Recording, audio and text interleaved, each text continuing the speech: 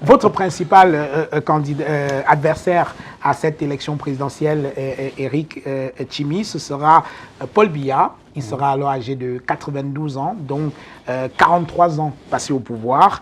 Il dispose d'une véritable machine de guerre, le RDPC, le parti au pouvoir.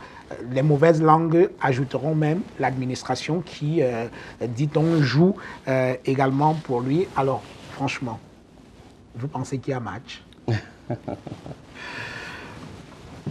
Qui est Biya?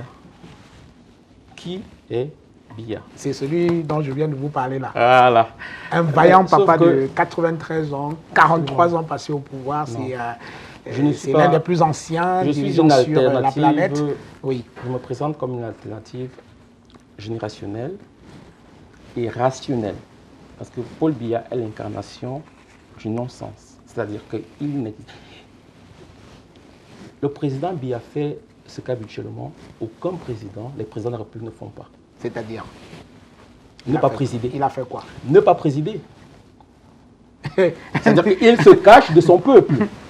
C'est-à-dire qu'il est évident que nous n'allons pas en guerre, contre Paul Biya, oui, qui ne gère plus rien. Tout lui échappe à considérer, dans l'hypothèse que ce soit encore bien vu que nous voyons régulièrement. C'est-à-dire qu'il y a évidemment derrière lui, autour de lui, des intérêts.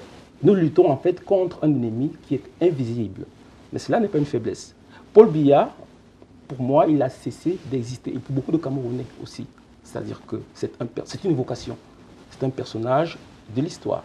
C'est-à-dire qu'on parle de lui en termes de symbole, en termes de grandes déclarations, en termes de ce qu'il a à son niveau pu apporter à notre pays. Mais aujourd'hui, c'est-à-dire que dire que Biya sera candidat en 2025 oui. Non, c'est un non-sens absolu. C'est-à-dire que l'élection va se jouer en réalité entre les différents candidats à la candidature moins Biya. Est-ce que ça sert à quelque chose d'aller encore aux élections dans ce pays? Oui, c'est la question que je me suis posée avant de m'engager. Oui. D'abord, ce n'est jamais joué d'avance. Jean-Pierre Bekolo, lui, dit ça ne sert à rien. Ce n'est jamais, oui. Bon. Il pense que c'est même absurde que les gens se mobilisent, inscrivez-vous sur les pessimisme et tout ça là. Générationnel. Il pense qu'après, on va se mettre encore à pleurer, les élections. Ce pessimisme est générationnel. Oui. Que ce soit joué d'avance, absolument, parce que ce n'est pas joué d'avance. Parce que en matière d'insincérité, nul n'en a le monopole. C'est-à-dire que si le système est surcorrompu, ça veut dire quoi? Ça veut dire que Paul Biya ne peut être le seul à les corrompre.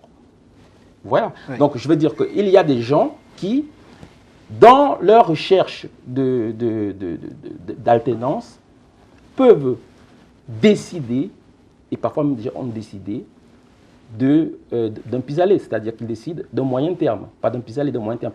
Plutôt que d'avoir celui-ci, plutôt que d'avoir ces deux géants, peut-être vaut-il mieux se concentrer sur les idées nouvelles, sur la perspective nouvelle de cette nouvelle planète qui arrive dans le cosmos politique, c'est une métaphore camerounaise.